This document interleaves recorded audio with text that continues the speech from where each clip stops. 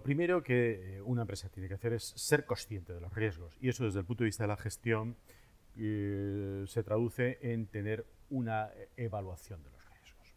Cuando estamos hablando de riesgos, estamos hablando de algo que es una palabra que se utiliza mucho en cualquier compañía. Hablamos de riesgos comerciales, de riesgos financieros, de riesgos laborales, de riesgos fiscales, de riesgos a que nos pongan una sanción. Es decir, la palabra riesgo es un término muy general, y de hecho en el ámbito del management hay una rama que es la gestión de riesgos, el risk management. Los riesgos de seguridad son una parte del conjunto de los riesgos. Es una parte importante, pero se enmarca dentro de ese conjunto de riesgos. Entonces, ¿qué tenemos que hacer en materia de seguridad, en materia de riesgos de seguridad? Bueno, lo primero que hay que hacer es elaborar un mapa de riesgos. Un mapa de riesgos se elabora de una manera rigurosa, pero digamos que conceptualmente no es muy difícil. O sea, ¿qué tenemos que hacer primero? Identificar las amenazas. Nosotros cogemos y identificamos las amenazas potenciales que puede tener nuestra empresa. Bueno, si vivimos en medio de una llanura y a 400 kilómetros del mar, seguro que no vamos a tener una amenaza de tsunami. Si en cambio tenemos una empresa en una zona sísmica, pues a lo mejor puede haber una amenaza de terremoto, más o menos alta, pero es decir, hay que identificar las posibles amenazas de todo tipo, físicas, naturales, accidentales, provocadas, de la seguridad de la información, contingencias, etc. Una vez que identificamos las amenazas, lo que vamos a ver es identificar la probabilidad de que ocurran, y vamos a dar un valor. Podemos hacer una escala de 1 a 3 y decir, pues mira, la probabilidad de que ocurra es muy alta, o la probabilidad es media, o la probabilidad es muy baja. Entonces vamos dando unos niveles de probabilidad al hecho de que esas amenazas se conviertan en incidencias que puedan afectar a la compañía. En tercer lugar, ¿qué hacemos? Ver el impacto que esas amenazas y las incidencias que se produjeran pueden provocar. Entonces ahí cogemos una escala de 1 a 5, una escala un poco más amplia, por ejemplo, y lo que hacemos es, en función del grado de protección que tengamos ante las diferentes amenazas, vemos la vulnerabilidad y damos también un valor. Y al final, ¿qué nos va a salir como resultante? Nos va a salir como resultante una serie de valores en términos de probabilidad de ocurrencia, y nos van a salir una serie de valores en términos de impacto en el caso de que se produjera.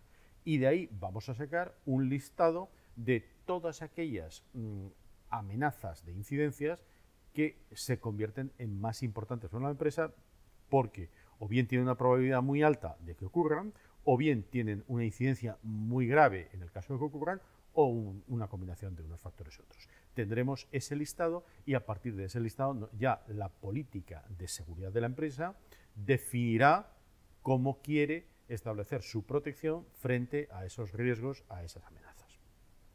¿Y esa protección en qué se traduce? Pues esa protección se traducirá en toda una serie de medidas. Medidas que en el ámbito de protección física vendrán pues desde establecer sistemas de control, alarmas, vigilancias perimetrales, es decir, distinto tipo de acciones. En el ámbito de la seguridad de información, pues tendremos también distinto tipo de medidas. Habrá que tener actualizado el software, precisamente porque los fabricantes de software van corrigiendo las vulnerabilidades que aparecen y sacan nuevas versiones. Entonces hay que estar siempre actualizando si no queremos quedarnos con vulnerabilidades ya detectadas y conocidas. Habrá que tener un antivirus, y ese antivirus no será cualquiera, sino el que más se adapte a la propia empresa, a los intereses de la empresa, a las funciones de la empresa, y esos virus habrá que tenerlos actualizados. Habrá que tener sistemas de detección más o menos avanzados, sistemas de auditorías o control más o menos avanzados. Habrá que tener sistemas de identificación en nuestras relaciones con terceros más o menos avanzados, dependiendo del sector de actividad y dependiendo de las personas con las que nos relacionemos. Habrá que tener toda una serie de medidas que se podemos ir desarrollando dentro de ese plan de seguridad, y que es lo que nos va a ayudar a estar protegidos. Pero una fundamental es, habrá que tener una concienciación en todos los empleados que tienen que comportarse de determinada manera ante el tema de la seguridad. Es decir, muchas veces nos comportamos sin saber que estamos sometidos a riesgos. E incluso podemos encontrarnos que desconocemos que tenemos malware en nuestro ordenador y estamos metiendo ahí información confidencial de la compañía. Por tanto, es importante el tener unas normas de seguridad. Y eso es un poco en materia de seguridad de la información lo que hay que hacer. En materia de plan de contingencias, tenemos que definir un plan de contingencias. ¿Y eso qué significa? También, una vez identificados dónde están nuestros puntos débiles, no es lo mismo que seamos una empresa que dependamos de muchos proveedores a que dependamos de un solo proveedor. Si ese proveedor tiene un problema, nos podemos quedar colgados. Por tanto, tenemos que tener identificados las amenazas, los riesgos que tenemos, fijar unos umbrales, es decir, pues mira, si sucede esto y provoca este impacto, inmediatamente hay que ponerse en funcionamiento, hay que reaccionar, hay que tener un plan de contingencia, un plan de reacción. No vale decir, pues ahora nos vamos a reunir y ver qué hacemos, oye, lo haces tú, lo hago yo. No, hay que tener el plan montado para cuando se produzca la incidencia, una vez llegue a esos umbrales y tiene que haber un responsable que actúe. Entonces, eso hay que montarlo. Y eso es con carácter general a todas las empresas. Luego, adicionalmente, habrá que tener en aquellas empresas que trabajan en sectores críticos, con infraestructuras críticas, habrá que tener unas medidas especiales de seguridad según marca la ley, y en materia de protección de datos hay que someterse a lo que establece la legislación de datos respecto al tratamiento de la información, a la custodia, al ejercicio de derechos ARCO, etc.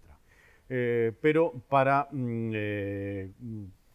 conocer un poquito con más detalle qué nos puede ofrecer a una empresa emprendedora Inteco, el instituto público que apoya a las empresas en esta materia, tenemos a Manuel Escalante, su director, que nos va a contar qué servicios presta Inteco para las empresas.